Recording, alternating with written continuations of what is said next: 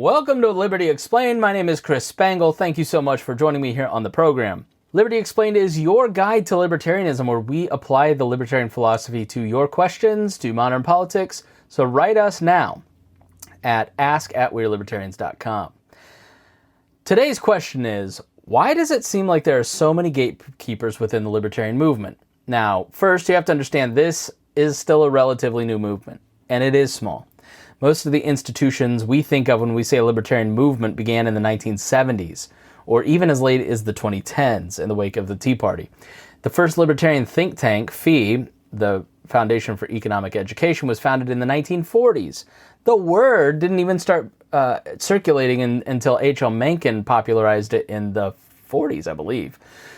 Individuals that helped form the movement are still alive, right?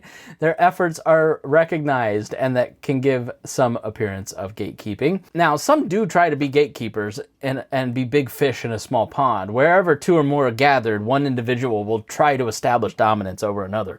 Ambition is always a motivator, and the smaller the pond, the better chance they have of being powerful. You also have to consider that there are networks of power, birds of a feather flock together. So factions form in any movement, and it's just natural for friends to want to promote each other's work. It becomes a problem when one group declares its friend group as the only acceptable faction to listen to. Now, gatekeepers exist in every movement. In the internet age, there are no walls. So that's a problem for them. So a gatekeeper's power is always fluid and tenuous. So don't fret, because 5 years from now, they won't be in charge anymore. It's very easy for individuals to walk away from a gatekeeper at this point in time. Now, here at We Are Libertarians, we promote everyone because we believe and deeply care about building a functional movement. And we may occasionally take exception with the tactics of fellow movement folks. Most factions within the movement offer something significant, though. Now, we try to be a guide as opposed to gatekeepers. We definitely have our opinion on what some of you are up to, though. But libertarians seemingly cannot unite around a candidate because of these divisions. That's a huge problem. So it's natural within a large group of people to have divisions, like we said. For instance, in 2016, there were never Trumpers. In 2020, the Lincoln Project, made up of Republicans, ran ads against Trump. The divisions in the Libertarian Party, they just feel more personal because the party's smaller. And if a political analyst in the Libertarian Party is critical of someone, it's more likely they know each other and they're friends, and they've met, and they're going to see each other 2 years from now.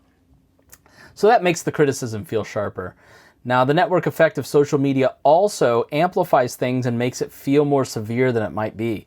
So you have to remember that much of this is noise. If we learn to take criticism less personally, we will be more united. So thank you so much for joining us here on Liberty Explained. We really appreciate it. If you enjoyed this, then please share it. Then you can also check out all kinds of other episodes and issues and resources at libertyexplained.com. And make sure you ask your question at ask@wearelibertarians.com.